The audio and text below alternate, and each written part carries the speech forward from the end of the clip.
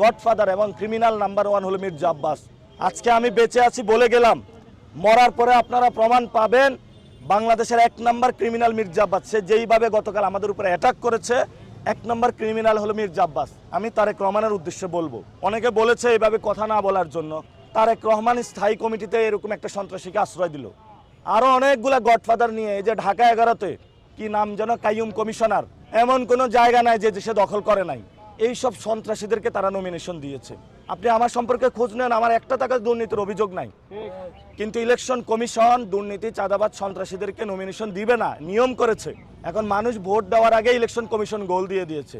12 তারিখ আসার আগে ইলেকশন কমিশন ভোট দিয়ে আসে, ঋণ কমিশন ভোট দিয়ে আসে ঋণ খেলাপিদের পক্ষে, দুর্নীতিবাজদের পক্ষে, চাঁদাবাজদের পক্ষে। একটা চোর, বাটপার, চিটার, ডাকাত, মাস্তান সে যদি বলে আমি ভদ্র মানুষ, তাহলে আমরা কোন সমাজে বসবাস করি? আমরা সিম্পেথির রাজনীতি করি না।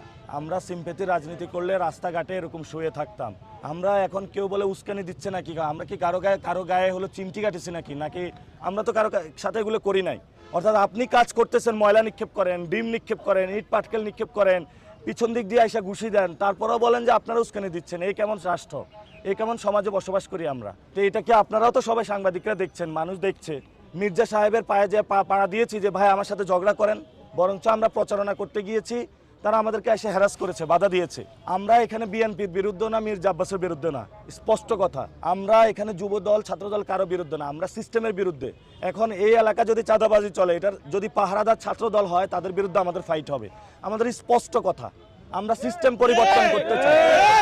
এই ঢাকা 8 আসনে মির্জা আব্বাসে এমপি হোক, আমার কোনো সমস্যা নাই, কিন্তু উনি কি বন্ধ করতে পারবে চাঁদাবাজি? উনি সন্ত্রাসী কার্যক্রম বন্ধ করতে পারবে? আমি আপনাদের সামনে আজকে মিডিয়ার সামনে বলে গেলাম, বাংলাদেশে যদি ক্রিমিনাল র্যাঙ্কিং করা হয়, বাংলাদেশের সবচেয়ে বড় অন্যতম গডফাদার এবং ক্রিমিনাল নাম্বার 1 হলো মির্জা আব্বাস। আজকে আমি বেঁচে আছি বলে গেলাম।